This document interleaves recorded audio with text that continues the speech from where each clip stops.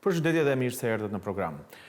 Të njëjtën Radio BBC 4, që është një nga mediat me shumë ndikim, sidomos tek vendimmarrësit, por jo vetëm në Britaninë e Madhe, filluan programin me këto fjalë. Mirëmëngjes, në epokën e re, globalizmi është i vdekur, presidenti amerikan që thoshte se do ndalonte luftrat sapo filloi luftrën globale ekonomike. Kjo hapje e programeve kishte të bënte me tarifat që presidenti Trump vendosi për shumë shtete të botës, duke përfshirë edhe Maqedoninë e Veriut. Por çdo të thot kjo politik, a janë pjesë e politikave të djathta këto masa? Qeveria ose qeveri të ndryshme dhe politikanë të së djathtës e Europës mbështeten presidentin Trump. Por pse ndodh rritja e së djathtës? Në Francë, ndërkohë, liderja e së djathtës, Marine Le Pen, u ndalua nga gjykatat atje që të marrë pjesë në zgjedhjet presidenciale. Por çfarë efekti do të ketë një gjë e tillë? A duket që Europa dhe Perëndimi po lëkundin vlerat liberale? Për këtë do të flasim sot në program dhe do të kem të ftuar dy studiues këtu në studio, Lura Pollozhani, ajo është studiuese nga Universiteti i Grazit në Austri, por kemi kënaqësinë ta kemi në studio. Faleminderit Lura që je me ne.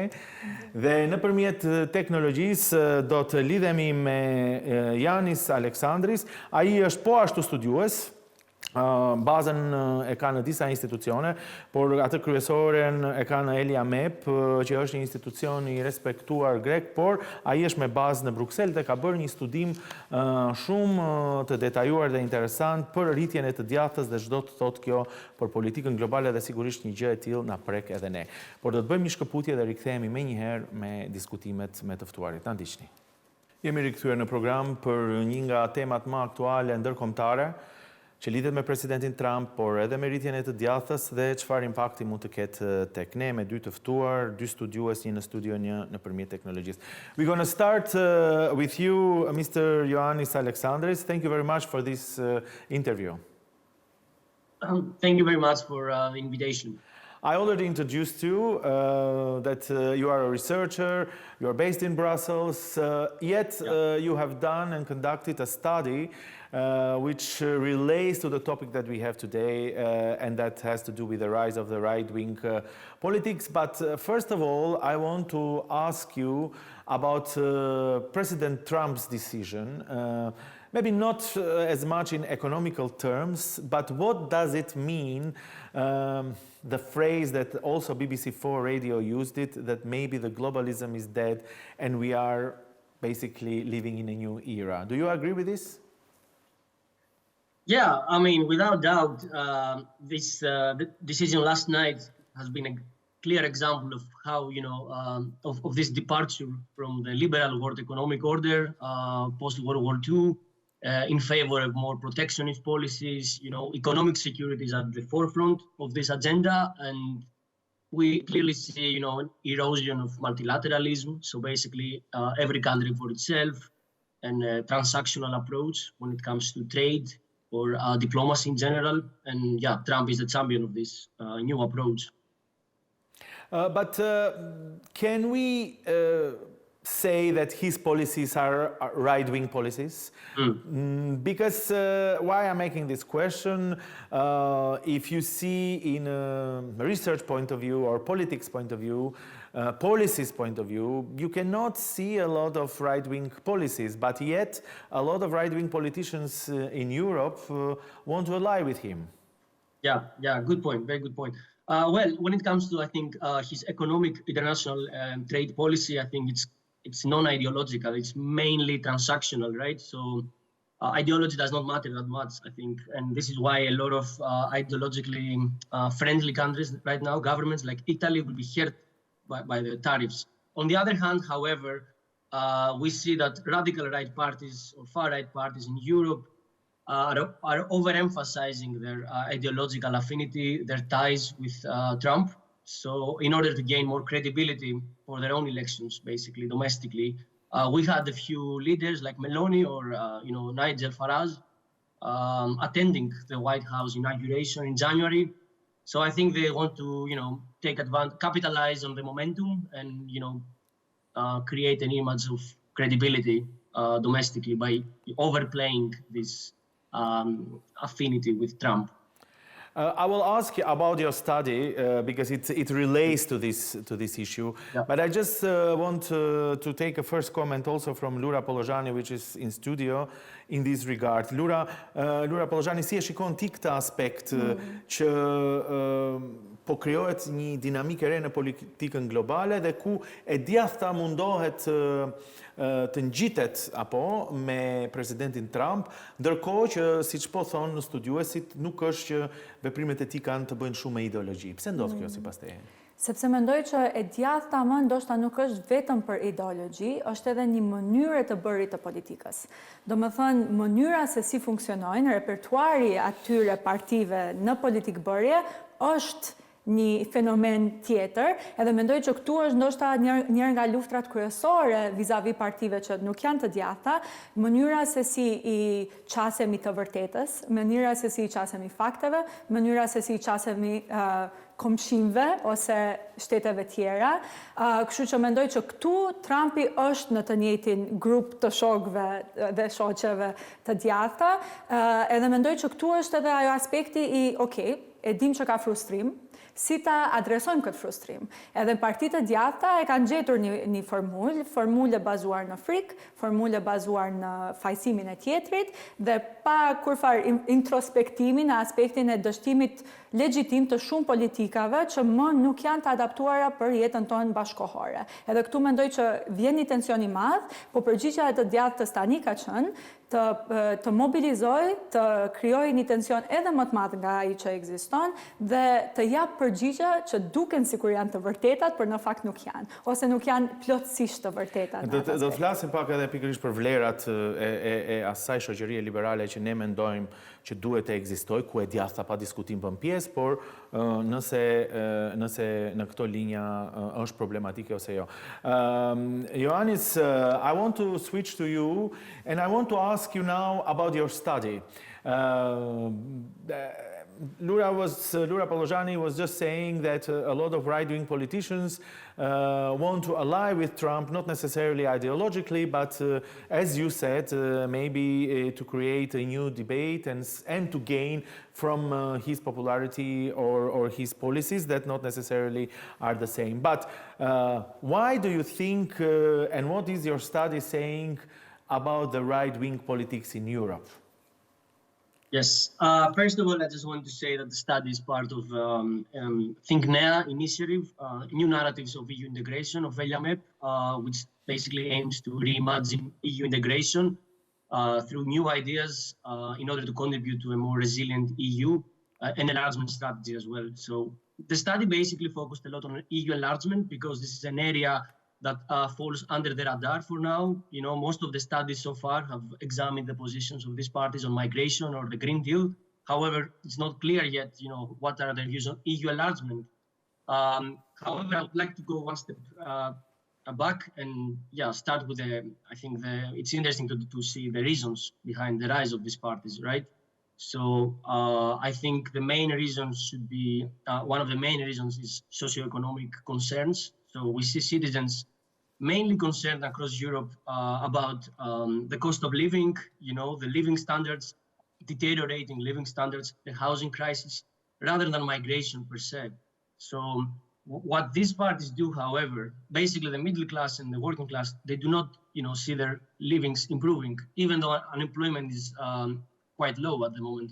However, what these parties, the far-right parties, do is basically to link these real socioeconomic issues like inflation or housing to migration or the green agenda, because these topics are quite high on their agenda, right? So what they do is basically they would blame, for example, migrants for the housing crisis, regardless of whether this is true or not, or they would blame inflation exclusively on climate policies. So this is how I think they have, you know, managed to gain further prominence. And what is interesting is that what they do is basically they have a hybrid strategy. Why? Because on the one hand, they attack, you know, the progressive center-left Green parties on social issues, right? Because they are way more conservative, like immigration or the Green Deal. However, on the other hand, they really attack, you know, they focus their economic criticism on centrist or center-right parties. because they have adopted a way different economic agenda. So these parties are not liberal economically. Usually, they are more pro-state, they are more pro-social welfare, more protectionist. So these parties have borrowed elements from the left, while remaining very conservative, extra conservative on social issues. So in this way, they can claim voters, both disillusioned voters from the working class, but at the same time, disappointed conservative voters. But do you think the left in general failed to explain what they are standing for? Or did they lean to policies that didn't reach the general public? To a certain extent, I mean, in many member states right now, they are also quite fragmented. So there is not a single pole. You have many small parties. To a certain extent, yes, I think they, basically what these voters perhaps, are thinking is, the left is promising me social inclusivity, equality, but I don't feel it in my daily life. At the same time, the right, the economic right parties, the mainstream liberal parties, they're promising basically, individual prosperity, but these voters do not feel that way. They feel quite abandoned, a bit left behind. So this is when, the anti-establishment parties step in and, trying to... what is also very important is the messaging. They use very direct messaging tactics. They rely a lot on social media, platforms like TikTok, and they are very also personality centered. So these parties are really, personality centered. You have, Meloni, you have Jordan Bardella in France, and also they use meme-based simplistic narratives rather than, extensive arguments. But this seems to be working. It often resonates with these people that are feeling disillusioned, exactly because they want someone who they feel like they are getting them. However, it's also very important to see how popular these parties are lately in recent years with younger voters. This is something new. Yes, I'm going to get to that, but before that, I want to talk to you about Le Pen conviction, because it was regarded as one of the leaders of Europe of right-wing politics. We started a program with President Trump. He showed support. Then different leaders from Europe that belong, let's say, to that new trend also showed support, like Orban and the others. So my question to you is, do you think that this conviction will have some kind of effect on the right-wing, extreme right-wing politics in Europe, or maybe it will fuel it? Yeah, very good question. First of all, just a remark very quickly. It's also interesting this level of public solidarity, that these leaders have with each other. That wasn't the case in previous years, but now it feels like they are way more coordinated in Europe, and we see that also in the European Parliament. They are much more coordinated nowadays. So about Le Pen, yes, I do think, first of all, it's quite ironic that a party that, has a very anti-establishment platform and very anti-corruption, gets convicted on fraud. However, regardless of the legal merits of the case, which I'm not an expert also to, assess, politically, I think, there will be implications. And as you said, I think it could have a backlash. We might see, I think it's quite highly likely we see Le Pen using this case, to further fuel her narrative, to basically victimize herself against, an elite and make the point that, the system is afraid of us, right? So I think, there are severe political implications. She's already at the, all-time high of popularity, I think, and her party as well. So this is something to keep an eye. On the other hand, when it comes to the elections of 2027, if the decision is to be upheld in the end, she's going to have to, let go of the leadership. We will probably have Bardella as the candidate. He's very popular on social media as well, as we discussed earlier. However, I think it will be a blow to her chances of her party winning, What are because the he's very chances inexperienced. with President Trump's not popular policies, with this conviction in France? And you also have some insights from your study when you say that the far-right parties, they change strategic rhetoric. Yeah. They, in the beginning, wanted to leave EU. Now they have this rhetoric of let's change the EU within. So all these dynamics, do you think that it will create a different perspective for people of Europe about the far right and how reliable they are in their policies? Thanks. Indeed, they used to speak, previous years were very reactionary. They used to speak against the EU. Now they speak on behalf of the EU often. This is reflected in their discourse as well, not just their positions. They often talk about, they present themselves as the real defenders of real Europe, the way they imagine Europe, right? But their discourse is more Europe-centric than it used to be, not just nation-centric. So I think, this is something quite important. As I said earlier, we see increasing cooperation and coordination at EU level between these parties. They are way more coordinated. They are pushing, trying to shift the agenda to the right. And it's already happening in areas like migration, a rollback of certain green policies. However, something also important is the fact that, mainstream parties, like from the center-right, let's say, trying to adopt selectively parts of the agenda of the far-right in order to contain them, contain their popularity. However, this, first of all, leads to the normalization of these parties. As you said, it makes them more credible. And in the end of the day, the vote, this strategy has limited results for the mainstream parties, because in the end of the day, the voter, this type of voter will go for the original version. Before we leave you, I just have two more questions about you. You mentioned the younger generation. Lura Pollozhani has a special focus on the Gen Z and what do they think? How these right-wing, far right-wing parties contribute in the way the younger generation is viewing the politics in Europe. What do you think about that?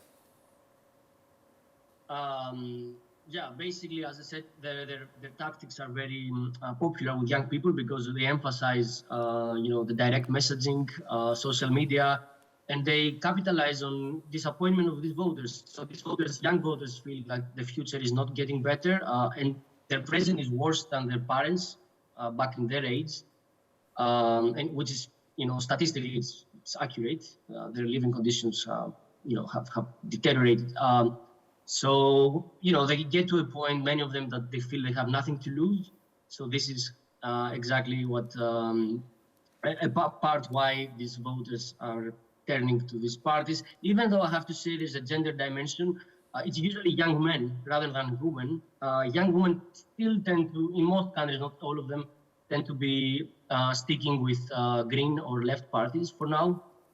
However, it's also interesting to say that 1/3 of people in France, according to a study, before the EU elections, young people said that they get informed about the EU elections by using TikTok. Yes, that's something to be discussed in the future, especially when you want to challenge these kind of narratives. But in the end, because we are in Skopje, and of course enlargement is very important for our part of the world, do you think that with leaders like Le Pen, like Orban, who also have a model of veto power somehow, and with majority of far-right parties that might be in parliament, enlargement can be at risk? Yes, thanks for this question, because this is the main focus of the study, right? So there is still not a single cohesive policy towards EU enlargement from these parties. We see some of these parties tend to be a bit more supportive. The majority are skeptic or anti. Why? Because they think enlargement will be combined with an EU internal reform, so more Europe also when it comes to decision making, and they are of course against further EU integration. However, we also see Orban supporting, enlargement for Western Balkans. So this could go two ways, basically. We might have conditional support for EU enlargement from these parties, but only if this means a more loose EU, right? Just a Europe of nations, let's say, kind of like the way that Orban wants it. So if it is to be combined with EU internal reform, like in decision making on foreign policy, or a reform of the budget, common agricultural policy, these parties will largely be against enlargement because it goes against several of their politically sensitive areas, including migration as well, because it would mean further influx of migration, and they tend to tie migration to EU enlargement according to the findings of this study. But in any case, it's something to keep an eye on in the coming years. The more realistic the prospects of enlargement, the more cohesive the policies of these parties towards enlargement. What is the risk to turn the enlargement or maybe anti-enlargement narrative as a tool for nationalist mobilization? Do you think that something like that can happen with the far-right political parties? And this question for North Macedonia is very important in a sense that we have a right-wing government here, and they do sometimes try to show that they are close to Orban, they are close to Trump, and somehow the enlargement is very important for our country, and yet it might collide with narratives that the right-wing politics have. Yeah, I mean, without doubt, as I said, Orban is supportive of enlargement, right, in the Western Balkans. However, what Orban wants is basically a bigger EU, but having more like-minded leaders in the new member states. So, in order to have to help him work on the model of EU that he wants, right? So we see that. So in any case, this will make enlargement easier, but perhaps at the expense of conditionality criteria reforms. So this is quite important. These far-right leaders like Orban, they do not put emphasis on conditionality and rule of law. There is massive rule of law regress in his own country, so you can imagine that it's not a priority. However, so a more far-right, a more right-wing EU at European Council level could perhaps tone down the importance of conditionality and reforms in the candidate states. Thank you very much, Ioannis Alexandris. Thank you very much for this interview, in-depth analysis of your study, but also snap view of what's going on in Europe with the global situation. Thank you very much. Thank you as well. It was a pleasure. Pra, ndoqëm një bisedë me Ioannis Alexandris, ai është studiues nga ELAIAMEP, instituti i rëndësishëm grek, por ai është me bazë në Bruksel dhe sigurisht është pjesë edhe një sër think tankeve apo grupeve të studiuese të rëndësishme europiane. Do të bëjmë një shkëputje dhe rikthehemi me bisedën tjetër me Lura Pollozhanin, e cila dëgjoi bisedën bashkë me mua dhe do t'i referohemi një pjesë të këtyre gjetjeve. Por edhe nga një këndvështrimi joni, se Lurën e kemi tonën, edhe pse është me bazë në Grazit të Austrisë. Na ndiqni pas pak. Jeni me programin 200 në Alsat dhe vazhdojmë bisedën me Lura Pollozhani, studiuese në Universitetin e Grazit në Austri. Lura, ti je studiuese disa projekteve, Florian Bieber, që ndoshta publiku e njeh, ti bashkëpunon bashkë me të, kështu që je pjesë botimeve të rëndësishme shkencore, ku geopolitika bën pjesë. Do t'i referohem disa për këtyre çështjeve, por ende kam në kokë atë thënien të enjten të Radio BBC-s 4, ku tha që mirëmëngjes në epokën e re, globalizmi është i vdekur. Pajtohesh me kaq përshkrim dramatik të një realiteti geopolitik të ri? Mendoj që patjetër që jemi duke hyrë në një epokë të re, por nuk mendoj që ka vdekur globalizimi, edhe nuk mendoj që jemi as afër, sidomos në kohën e internetit. Normalisht varet edhe si e definojmë globalizimin, po aspekti i ndërthurjes globale dhe fakti që në shumë mënyra jemi më të lidhur se kurrë, kjo nuk ndalet. Do me thënë, s'mund ta ndal Trumpi, s'mund ta ndal Le Peni, s'mund ta ndal askush edhe po deshëm. Ndoshta po ndalet interneti, por atëherë mendoj që kemi mënyra tjera të lidhjes edhe ndërthurjes. Por në të njëjtën kohë mendoj që reflekton një frikë, e reflekton një pasiguri që është pjesë e përditshmërisë tonë tani, në aspektin që nëse shohim lajmet, nëse shohim domethënë këto breaking news nga bota, e shohim një farë lloj hezitimi, po edhe një përgatitje për diçka më të keqe. Edhe natyrisht që kjo një njeriu që shef në televizor apo në TikTok këtë emocion, këtë sentiment të pasigurisë, mendoj që i bën edhe më të pasigurt, edhe besoj që deri diku i shtyn në atë që po fliste edhe më përpara bashkëfolsi, në aspektin e zgjedhjes të këtyre forcave të djathta për shkak të faktit që ata adresojnë këtë pasiguri. Edhe jo vetëm që adresojnë, por edhe amplifikojnë, e zmadhojnë edhe e vendojnë në një kontekst që deri diku mund ta kuptojmë. Domethënë migracioni, siç e përmendi, agjenda e gjelbërt, këto janë të këqija në atë aspekt, siç e shohin votuesit, më konkrete dhe shumë të drejtë për drejta. Kurse realiteti natyrisht është më i komplikuar. Por a kanë të drejtë kritikuesit e të djathës, sidomos e të djathës ekstreme, kur thonë që ata janë demagog? Dhe rasti i Le Penit ndoshta mund të merrej si një gjë e tillë. Pse? Sepse ajo i përket një strukture të fuqishme në Francë të së djathës që është më ekstremiste ndaj gjithë çështjeve që ju përmendët. Nga ana tjetër dënohet apo për keqpërdorim të fondeve, diçka për të cilin ajo e kritikon, dënohet se ka përdor burokracinë europiane për të cilin ajo e kritikon, bëhet fjalë për miliona euro, të cilat ajo thonë se Bashkimi Evropian apo edhe, si me thënë, strukturat e tjera politike i kanë keqpërdor, dhe a nuk mendon që njerëzit po aq do ta shohin këtë përplasje të qëndrimeve siç kritikuesit që e bëjnë? Nuk besoj. Do me thënë, është, si që tha edhe më përpara bashkëfolësi, si që citove edhe ti, është ironike deri diku fakti që politika që vetë Le Peni ka shtyr me dekada, do me thënë lufta kundër korrupsionit, edhe kundër elitave politike, në fakt në fund e kap ato vetë.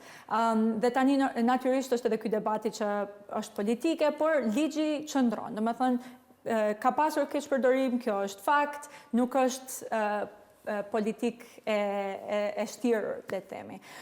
Por, mendoj që kthehemi prapë te komenti që e bëra ndoshta në fillim në aspektin e mënyra të bërit politik. Do me thënë, e shohim këtë edhe me votuesit e Le Penit, po edhe me ato të Trumpit, që nuk kanë shumë konsiderat ndaj asaj që a kishte keqpërdorim. Do me thënë, nuk është skandali të njëjtit nivel si për shembull kur Hollandi në Francë po ashtu kishte të njëjtin skandal, por ai u tërhoq, u desh të tërhiqet shumë më herët pa dalur rasti gjyqësor deri në fund, për shkak se votuesit do ta dënonin. Kurse në këtë aspekt nuk dihet nëse votuesi do ta dënonte Le Penin nëse ajo do kandidohej, sepse është një mënyrë tjetër e të kuptuarit të sistemit, një mosbesimi i sistemit që partitë e djathta abuzojnë deri në fund, edhe pastaj kur ata vijnë në një ballafaqim me sistemin për shkak të abuzimeve që ata vetë kanë bërë Trumpi, Le Peni, atëherë thonë problemin e ka sistemi, nuk e kemi ne. Dhe këtu votuesit e ndjekin këtë logjik, do me thënë fajsojnë në fund sistemin dhe nuk fajsojnë kandidatin. Në fakt, të njëjtën pyetje ja bëra dhe Ioannis Alexandris, po ta bëj dhe ty. A ka dështu e majta rivalët, kundërshtarët e të djathës ekstreme për ta shpjegu këtë çështje, sepse kur e themi kështu nuk është që është e paqartë, por pse nuk reflektohet kjo tek votuesi? Mendoj që kur fitoi Trumpi kishte disa analiza për atë sepse fitoi Trumpi dhe nuk fitoi Kamala Harris, dhe njëra nga analizat që kam lexuar unë që më pëlqeu më shumti ishte pikërisht dështimi i të forcave të majta ose edhe centriste në adresimin e vërtet të çështjeve socioekonomike. Do me thënë, në fund të ditës, të dy partit në këtë aspekt në Amerikë ishin të bazuara në politika që në fund të ditës nuk i ndihmonin qytetarit për të dalë nga ajo gracka socioekonomike ku ndodhen. Edhe mendoj që këtu ndodh një ndeshje ku është shumë e vështirë në aspektin e politikbërjes të dallohet ndryshimi mes partive në aspektin ekonomik. Edhe këtu mendoj që ndodh ajo mungesa baraspeshimit të politikës edhe të çfarë mund të shohim si vlera. Edhe aty pastaj fokusohemi te emocionet më shumë. Për shembull, Kamala Harris shkoi më përpara me idenë e shpresës që kishte Obama, por jemi në një kohë shumë më ndryshme nga ajo që kishte Obama në 2008 për for better or for worse, për mirë ose për keq. Kështu që mendoj që kur hyn edhe emocionet, edhe fakti që siç e tha edhe Ioannis, ndodhemi në një kontekst ku ndihemi që jeta ime nuk po përmirësohet, shumë më vështirë është të jetë ai objektiviteti i jashtë emocioneve, ku themi që ndoshta ti shoh politikat. Dhe në minutat e fundit, sigurisht për zjerimin, që për ne është i rëndësishëm, por edhe për të rritjen e të djatës, sidomos në këto vende gjermanofolse, ti jeton në Graz, në Vjenë, do me thënë ndjek dhe ajo që ndodh në Gjermani, dhe elementi i rëndësishëm kur kemi një rritje të së djatës së ekstremit janë votuesit e rinj, të cilët disi ose janë të distancuar nga mainstreami, nga baza e politikës, ose kanë kanale të tjera të informimit. Sa problematike është kjo dhe si duhet adresuar, jo thjesht ndoshta vetëm për Europën, por edhe për ne, se ky realitet po shfaqet dhe ndoshta prandaj idet më ekstreme ngjisin më shpejt. Ose i bëjnë ata apatik, ose votojnë për ekstremin e djathtë që në vetvete ndoshta lëkund pikërisht ato vlera liberale që ata i duan. Pikërisht, edhe këtu ndoshta është tragjedia më e madhe. Në fakt, po, tregojnë studimet e përmendet e Ioannis që të rinjt janë meshkujt e ri, sidomos janë goxha konservativ. Në Gjermani, nëse i shohim statistikat e si kanë votuar të rinjt, kur i ndajmë me gjini, shifet do me thënë një diferencë shumë e madhe, ku meshkujt e ri ka votuar shumë për AFD-n, kurse gratë kanë votuar më shumë për të gjetbërtat, për të majtën, edhe deri diku për socialdemokratët. Këtu mendoj që absolutisht mënyra e komunikimit ka një pesh. Fakti që TikToku është një medium i komunikimit që është i shkurtër dhe është për të vënë brez, shumë shpesh edhe unë e përdor TikTokun, edhe shumë shpesh është kjo idea të ti bërtasin idet, edhe të ti thonë sa më qartë, sa më shkurt, sa më shpejt.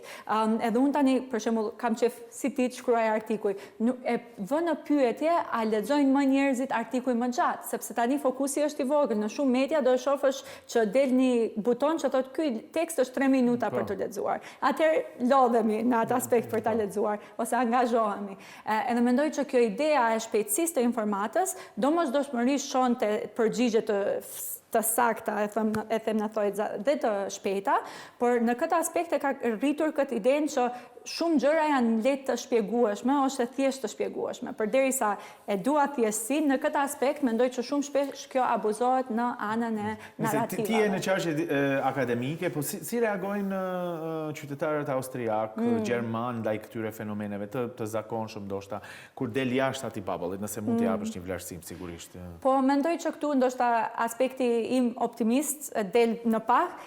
Në Austri, edhe pse ka të rinj që janë konservativ, në fund të ditës protestat që kanë qenë kundër Kikëll në Vjenë, të gjithë ishin të ri. Do me thënë studentë që dilnin nga fakultete dhe shkonin përpara presidencës për të protestuar. Në Gjermani po ashtu pam protesta shumë të mëdha kundër rritjes të AFD-s. Kështu që edhe shumë nga ata të rinj. Kështu që në atë aspekt nuk besoj që është një rritje që s'duhet vënë në pyetje. Nuk mendoj që jemi në fund dhe është çdo gjë zi, mendoj që akoma ka vend dhe ka edhe mënyra se si ti kundërvyhemi këtyre forcave të djathta, por si gjithmonë me demokracinë duhet të angazhohemi, duhet të përkushtohemi, sepse është një proces, edhe është një proces që në fund të ditës gjithmonë e merr të ardhmen parasysh dhe jo vetëm të tashmen. Ka rrezik për zerimin e Bashkimit Evropian e gjithë kjo prirje?